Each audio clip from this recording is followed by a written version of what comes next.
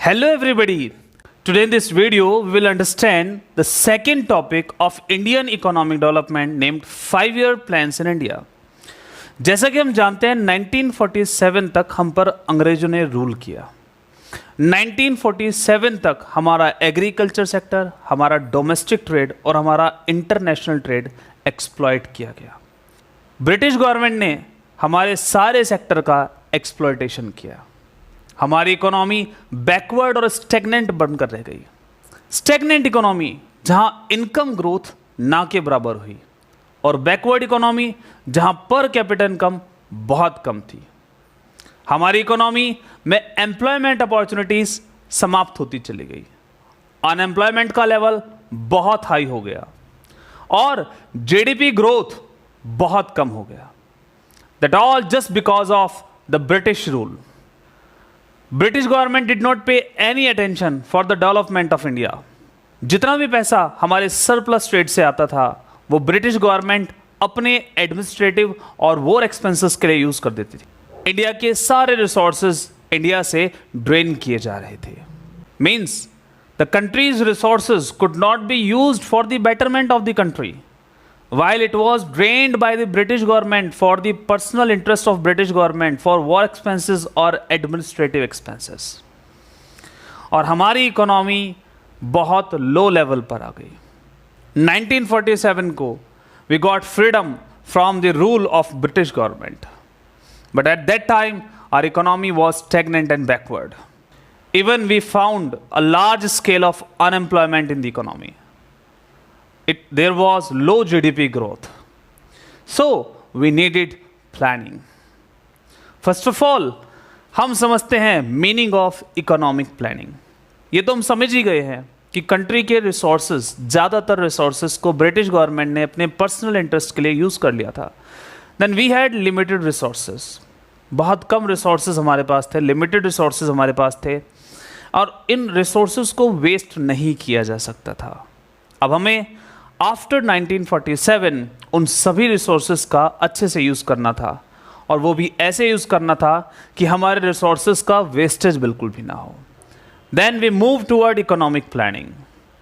It means utilisation of countries resources in different development activities in accordance with national priorities. Means no wastage. National priorities को देखना था, किस field में सबसे पहले रिक्वायरमेंट थी पैसा इन्वेस्ट करने की, ये देखना था और फिर पैसा इन्वेस्ट करना था, रिसोर्सेज लगाने थे, सो that the economy can be improved. अब जरूरत ये थी कि कैसे इकोनॉमी को इम्प्रूव किया जाए। क्या हम डायरेक्ट इकोनॉमी को इम्प्रूव कर सकते हैं या हमें कुछ गोल्स बनाने चाहिए? बिल्कुल ऐसे ही हुआ। We move towards planning and we adopted a mixed growth model. Now we started planning by establishing Planning Commission in 1950. Chairperson of Planning Commission is Prime Minister, and at that time Pandit Jawaharlal Nehru was the Prime Minister of the country. The first planning started from 1st April 1951 to 31st March 1956 और ऐसे ही हम 5-year planning करते चले गए। Why did India opt for planning? आखिर India ने planning को क्यों ऑप्ट किया? As we have already discussed, Indian economy was stagnant and backward. Means हमारी इकोनॉमी में इनकम ग्रोथ ना के बराबर थी, पर कैपिटा इनकम बहुत कम थी।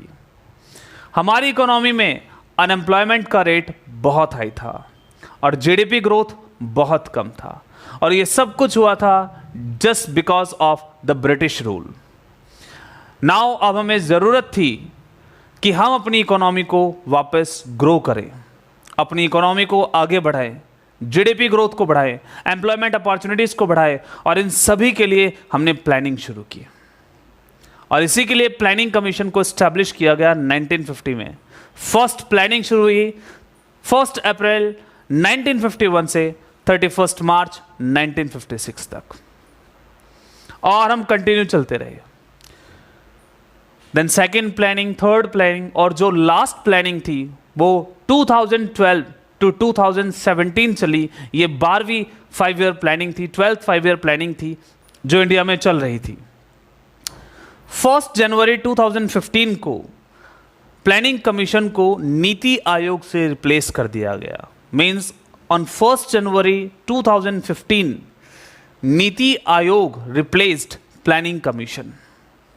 अब प्लानिंग कमीशन नहीं है बल्कि उसका काम नीति आयोग करता है। What is the meaning of NITI Aayog? National institution for transforming India. Now NITI Aayog is working for the betterment of the country. Now if you talk about who is the father of Indian planning, sir M Visvesvaraya. And who is the architect of Indian planning? P.C. Mahalanobis. He is also known as the father of Indian statistics.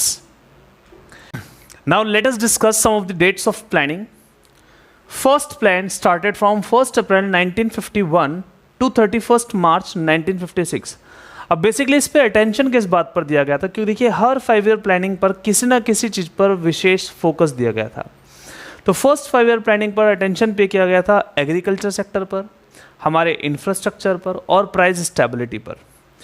Then second 5 year plan 1 अप्रैल 1956 से start होकर 31 मार्च 1961 तक रहा। यहाँ हमने attention पे किया rapid industrialisation के process को, और इसी सिस्टम को, इसी प्लानिंग को सेकेंड जो प्लान था ये महालनोबिस पर बेस्ड था, इसलिए इसको उसका मॉडल कहा जाता है। नाउ थर्ड प्लानिंग शुरू हुई। थर्ड प्लानिंग 1961 से 1966 तक रही। यहाँ पर भी हमारा अटेंशन था कि हमारे पास बेसिक और हैवी इंडस्ट्रीज हो, but due to some reasons we have to shift towards agriculture sector. Reason क्या था? 1962 में इंडो चाइना वॉर हुआ, 1965 में इंडो पाकिस्तान वॉर हुआ, और 1965 में इंडिया में सीवर ड्रोट आया था जिसकी वजह से फूड ग्रेन्स के क्राइसिस आने लगे थे। इस समय प्लानिंग को कंटिन्यू रखने से ज़्यादा ज़रूरी था एग्रीकल्चर सेक्टर को इम्प्रूव करना, ताकि फूड ग्रेन्स के क्राइसिस को रिमूव किया जा सके, रिड्यूस किया जा सके। हमें 3 कॉन्जिक्यूटिव प्लानिंग शुरू करनी पड़ी, हमारी 5 ईयर प्लानिंग को बीच में रोकना पड़ा, और इसी समय को कहा गया प्लान हॉलीडे। यहाँ 3 1 ईयर प्लानिंग आई। फर्स्ट 1966 से 67, 1967 से 68 और 1968 से 69। After that we again started our 5 year planning. Fourth 5 year planning started from 1969 to 1974। और क्योंकि हर प्लानिंग का कोई ना कोई एम जरूर था, तो हम सभी के एम को डिस्कस नहीं करेंगे। Fifth 5 year planning 1974 to 1979, but कुछ पॉलिटिकल रीज़न के कारण इसे 1978 में ही कैंसिल कर दिया गया था, और उसी समय से रोलिंग प्लान शुरू हुए थे। बेसिकली अगर हम बात करते हैं तो 1978 का जो रिमेनिंग टाइम था, तो 1978 से 1979 तक भी रोलिंग प्लान चला है, और 1979 से 1980 तक भी रोलिंग प्लानिंग चली है। बट क्योंकि बुक्स में क्वेश्चन बेसिकली ये आता है, ये 1 ईयर माना जाता है, तो हमने यहाँ उसी का डिस्कशन किया है। After that, we again started towards 6th 5 year plan, that is from 1980 to 1985, and 7th 1985 to 1990. After that, क्योंकि हमारी इकोनॉमी में कुछ चेंजेस आ रहे थे, तो प्लानिंग को कंटिन्यू रखना पॉसिबल नहीं था, और उन्हीं चेंजेस की वजह से we again move toward annual planning. तो 2 1 ईयर प्लानिंग फिर से आई 1990 to 91 and 1991 to 92, and after that 5 year planning continue बनी रही till 12th 5 year plan. 8th 5 year plan 1992 to 1997, 9th 1997 to 2002, 10th 2002 to 2007, 11th 2007 to 2012, and last 5 year plan जो था वो था 2012 to 2017। तो ये हमारी प्लानिंग है ना। तो biggest question, how to remember these dates. इन डेट्स को हम लर्न कैसे करें, क्योंकि एक बड़ा क्वेश्चन बच्चों के मन में रहता है कि सर इतनी सारे डेट्स को हम लर्न कैसे करेंगे। तो इसके लिए मैं आप लोगों को एक शॉर्टकट बता रहा हूँ, शायद वो आपको सपोर्ट करे, शायद वो शॉर्टकट आपके काम का हो, तो आप थोड़ा सा ध्यान से इसको देख लेंगे। देखिए मैं एक फॉर्मूला बताता हूँ, 3 2 2 by 5 and 3 1 2 by 1। इस फॉर्मूले से हम हमारी 5 ईयर प्लानिंग को बहुत इजीली लर्न कर सकते हैं। बट डिपेंड करता है आप इसको कैसे समझते हैं। तो मैं एक बार ये अप्लाई कर सिखा देता हूँ कि कैसे हम इसको अप्लाई करेंगे। स्टार्टिंग में 3 5 ईयर प्लानिंग रही, तो आपको फर्स्ट 5 ईयर प्लानिंग की डेट याद रहनी चाहिए। तो 3 5 ईयर प्लानिंग रही है स्टार्टिंग में। तो फर्स्ट 1951 से 1956, बाकी जो डेट है अप्रैल टू मार्च ही रहेगी as it is. Then 1956 to 1961 and 1961 to 1966 आपको पहले डेट में 5 ऐड करते जाना है, तीनों 5 ईयर प्लानिंग हो जाएंगी। इसके बाद 3 1 ईयर प्लानिंग रही है, जिसको हमने कॉन्जिक्यूटिव प्लानिंग कहा है, जिसको हमने प्लानिंग हॉलीडे के नाम से या प्लान हॉलीडे के नाम से जाना है। That is these are 3 1 year planning थी, इसलिए +1 करना है। 66 टू 67, 67 टू 68 एंड 68 टू 69। तो देखिए हो गया। फिर इसके बाद फिर वापस यहाँ आए, 2 5 ईयर प्लानिंग हुई जो हम बात कर रहे हैं। 2 5 ईयर प्लानिंग हुई 4th और 5th, कब से कब तक? 69 टू 74 एंड 74 टू 79। ऑलरेडी देखिए यहाँ से हम 69 से यहाँ पर आए थे, तो +5 करते चलेंगे। And after that 1 year planning हुई। 79 के बाद अगर हम बात करते हैं तो 79 टू 80 हमारी 1 ईयर प्लानिंग, उसको हमने रोलिंग प्लान कहा। ये 2 भी है और ये 1 भी है। बेसिकली बुक्स में 1 के बारे में, तो 1 के बारे में हमने डिस्कशन किया है। इसके बाद फिर हम बात करते हैं तो 2 5 ईयर प्लानिंग हुई। 2 5 ईयर प्लानिंग 6 थी, 1980 टू 85 और 1985 to 1990। And after that 2 1 year planning हुई, जिसको हमने एनुअल प्लान्स के नाम से जाना है, 1990 to 91 and 91 to 92। And after that just 5 year plannings हुई हैं, तो वो सारी हमने यहाँ पर लिखी हुई है। बेसिकली अगर हम बात करते हैं तो फर्स्ट 5 ईयर प्लानिंग को लेकर क्वेश्चन आता है, after which 5 year plan 3 consecutive 5 annual plans were introduced. So after third 5 year plan 3 consecutive annual plans were introduced। और इसका सबसे बड़ा रीज़न यही था, मैंने आपको बताया था, क्योंकि इंडो चाइना वार 1962 में हुई थी, इंडो पाक वार 1965 में हुई थी, हमारे यहाँ सीवर ड्रोट आ गया था, हमारे यहाँ फूड क्राइसिस आने लगे थे, इसलिए हमको प्लान हॉलीडे करना पड़ा था और हमको 3 1 ईयर प्लानिंग जो है इंट्रोड्यूस करनी पड़ी थी।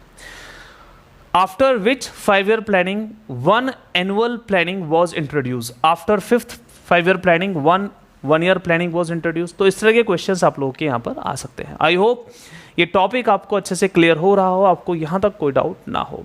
Now let us move the meaning of directive and comprehensive planning and basic goals of planning. Now let us understand directive and comprehensive planning. Directive planning means planning is introduce just to direct market forces. केवल market forces को direct करने के लिए planning introduce की गई है और यहाँ स्टेट का डायरेक्ट पार्टिसिपेशन नहीं होता है। बेसिकली ऐसा कैपिटलिस्ट इकोनॉमी में होता है। और कॉम्प्रिहेंसिव प्लानिंग मतलब planning is introduce for both for profit maximisation along with social welfare. And in comprehensive planning, direct participation of state is found, means there's direct participation of state। So ये था हमारा directive planning और comprehensive planning. Now let us start the basic goals of planning, जिसे हम long term goals भी कहते हैं ना, these are also known as long term goals. The first one is economic growth. Basically अगर हम बात करें तो प्लानिंग में सबसे ज़्यादा वैल्यू दी गई है जीडीपी ग्रोथ की, यानी कि गुड्स एंड सर्विसेज के प्रोडक्शन की। जितना ज़्यादा प्रोडक्शन होगा उतना ही ज़्यादा हमारी इकोनॉमी को फ़ायदा होगा। इसीलिए प्लानिंग के लॉन्ग टर्म ऑब्जेक्टिव्स में रखा गया इकोनॉमिक ग्रोथ को। Economic growth means to increase the flow of goods and services in an economy. क्या फ़ायदा होगा अगर देश में गुड्स एंड सर्विसेज का फ्लो बढ़ेगा? जब देश में गुड्स एंड सर्विसेज का फ्लो बढ़ेगा तो देश के लोगों की इनकम बढ़ेगी, और जब देश के लोगों की इनकम बढ़ेगी तो पॉवर्टी को रिड्यूस करने में सपोर्ट मिलेगा। साथ साथ में जितना ज़्यादा देश में गुड्स एंड सर्विसेज का फ्लो बढ़ेगा उतना ज़्यादा देश में एम्प्लॉयमेंट अपॉर्चुनिटीज़ को जनरेट करने में फ़ायदा मिलेगा। Now second objective was equity. Equity means equitable distribution of income, so that each and every person of the economy must be able to fulfil the basic needs of life. हर व्यक्ति के पास इतनी income तो होनी चाहिए कि वो अपनी लाइफ की बेसिक रिक्वायरमेंट्स को पूरा कर सके, सो दैट हम पॉवर्टी को भी रिड्यूस कर सके और हर व्यक्ति अपनी बेसिक रिक्वायरमेंट्स को पूरा करने के लायक हो। Now economic growth with equity means हमें इकोनॉमिक ग्रोथ करनी है और इकोनॉमिक ग्रोथ में गुड्स एंड सर्विसेज का फ्लो बढ़ाना है और साथ साथ में हर व्यक्ति को इतनी अपॉर्चुनिटी देनी है so that he can earn sufficient for fulfilling the basic requirements of life. Now the next is full employment. In planning, the term was taken for full employment. It means each and everyone who is willing to get job at existing wages must have job. इसमें एक system रखा गया जहाँ यही कोशिश की गई कि हर वो व्यक्ति जो किसी भी वेजेस पर जॉब करने के लिए तैयार है उसको जॉब मिल जाए, so that poverty can be reduced and each and everybody must be ready and each and everybody must be able to fulfill the basic requirements of life. Now next is modernization. That is very important to understand. Modernization means to update yourself, to update the technology of production, to update your knowledge, skills.